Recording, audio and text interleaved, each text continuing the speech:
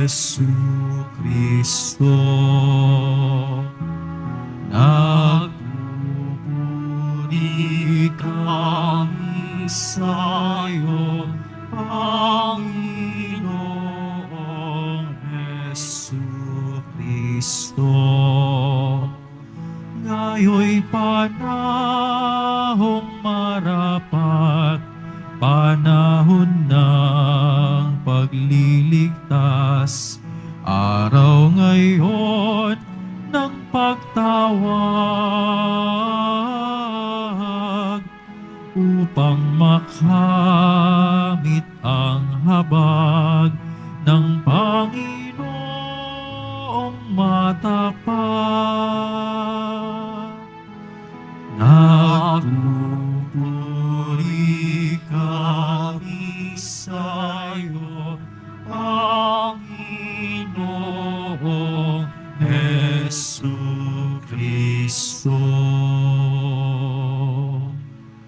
Sumainyo ang Panginoon. At sumayo rin Ang mabuting balita ng Panginoon ayon kay San Mateo. papuri sa iyo, Panginoon. Noong panahong iyon, sinabi ni Jesus sa kanyang mga alagad, "Narinig na ninyong sinabi, ibigin mo ang iyong kaibigan at kaputan mo ang iyong kaaway.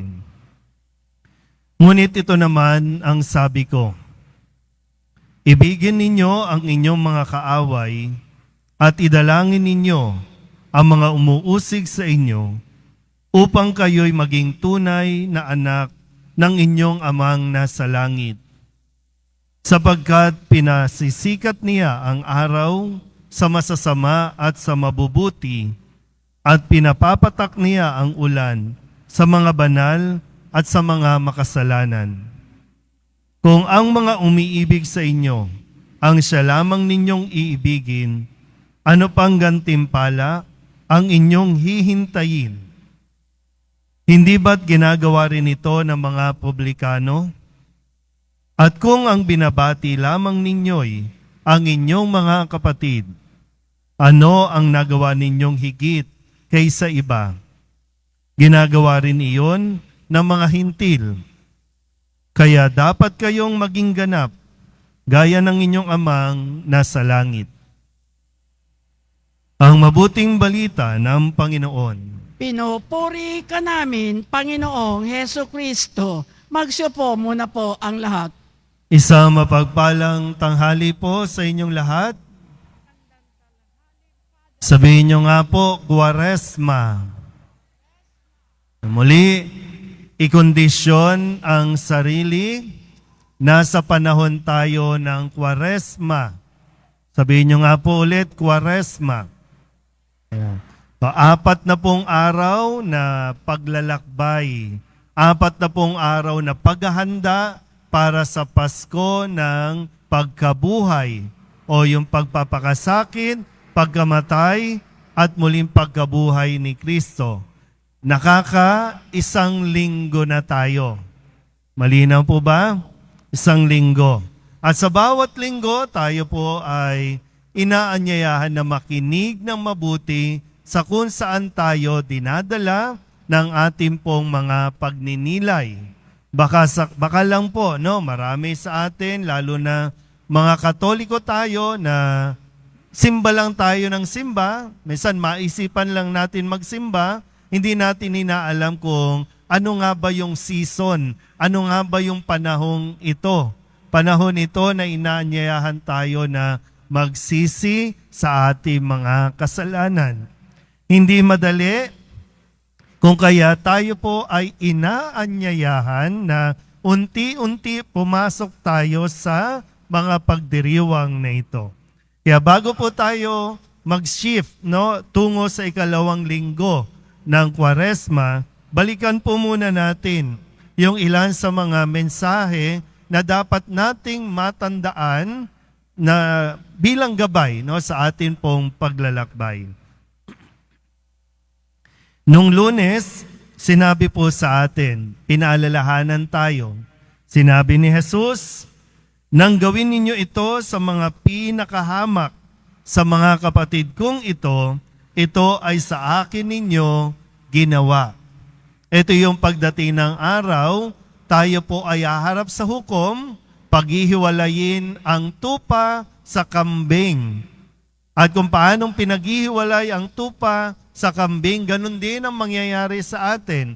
Paghihiwalayin tayo, yung mga tumulong, mga nagbigay sa kapwa, dito sa kanan, katulad ng mga tupa. Yung mga naging walang pakialam sa kapwa, ito yung katulad ng mga kambing, may pupunta sa kaliwa at doon ay talagang magngangalit ang kanilang ngipin. So, tayo po, pagdating ng araw, uhusgahan tayo, ahatulan tayo ng Diyos sa mga bagay na ginawa natin at sa mga bagay na hindi natin ginawa na dapat nating ginawa. Malinaw po ba? Nung Martes, ang sabi naman ni Jesus, sa inyong pananalangin, ito po yung tinuruan niya ang kanyang mga alagad sa kung paano manalangin. Sabi ni Jesus, huwag kayong tumulad sa mga iskriba at mga pariseyo na ang dami-dami nilang mga sinasabi. Ganito kayo mananalangin at itinuro ang panalangin na kanya pong dinadasal ang Ama namin. Dahil ang sabi ni Kristo, sapagkat alam na ng inyong Ama ang inyong kinakailangan bago pa ninyo hingin sa Kanya. Kung sakasakali po, ang tagal-tagal mo nang dinadasal yung gusto mong mangyari, baka po hindi talaga para sa inyo.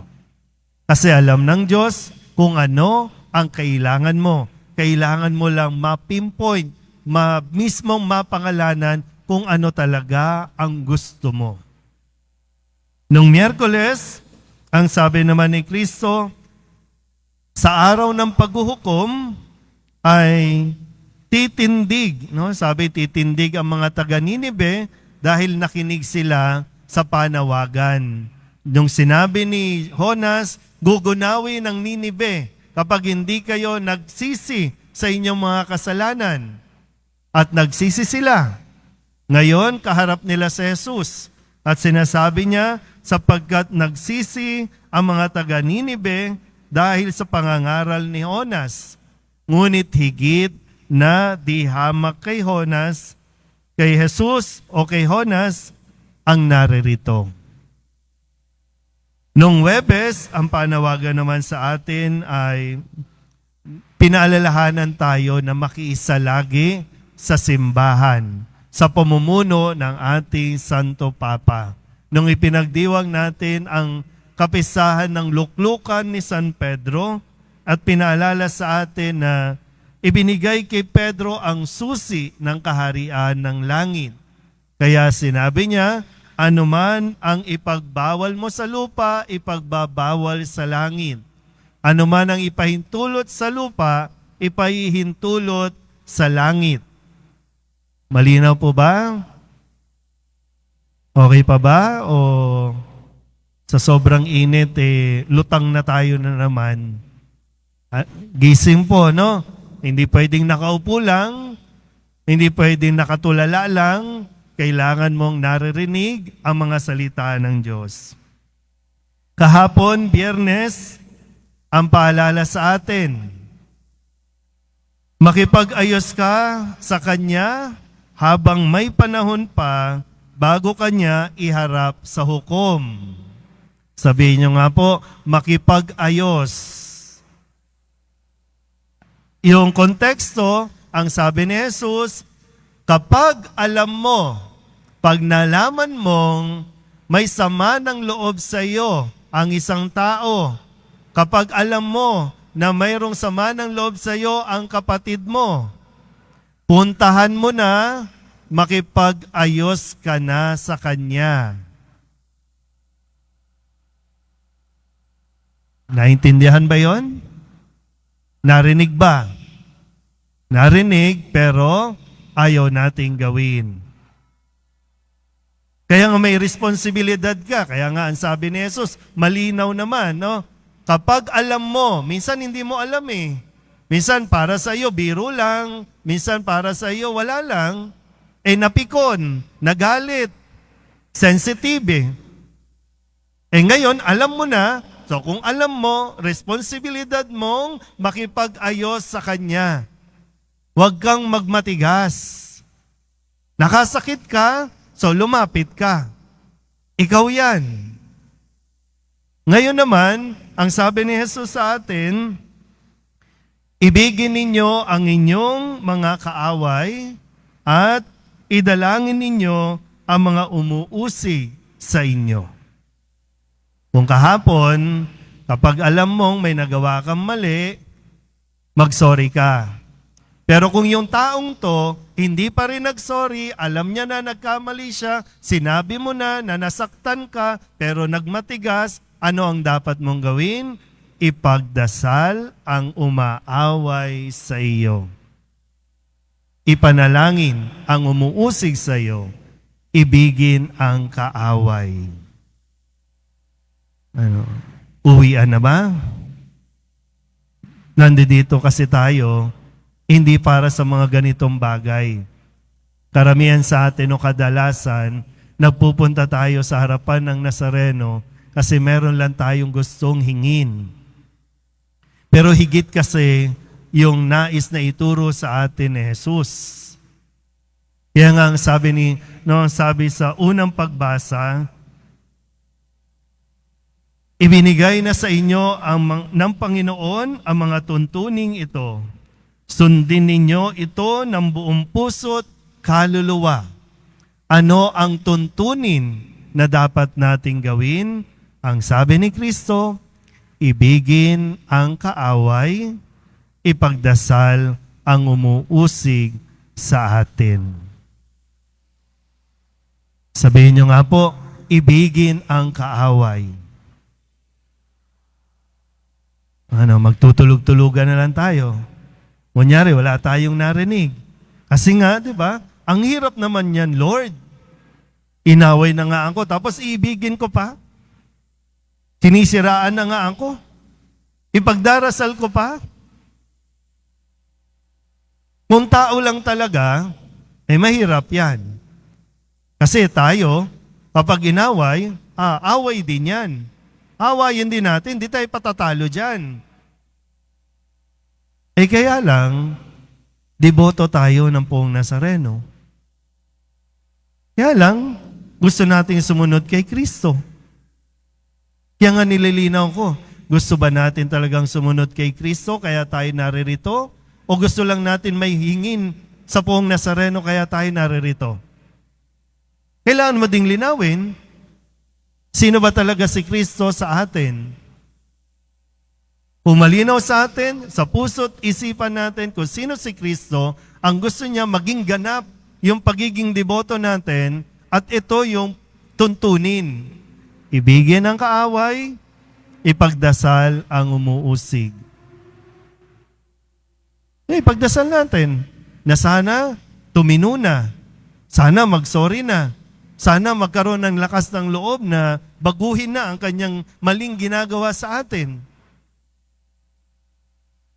Kasi meron pa rin tayong responsibilidad sa taong nagkakamali. Nagkamali nga nawawala sa direksyon. So pinapaalala sa atin Jesus, hindi lang tayo dapat.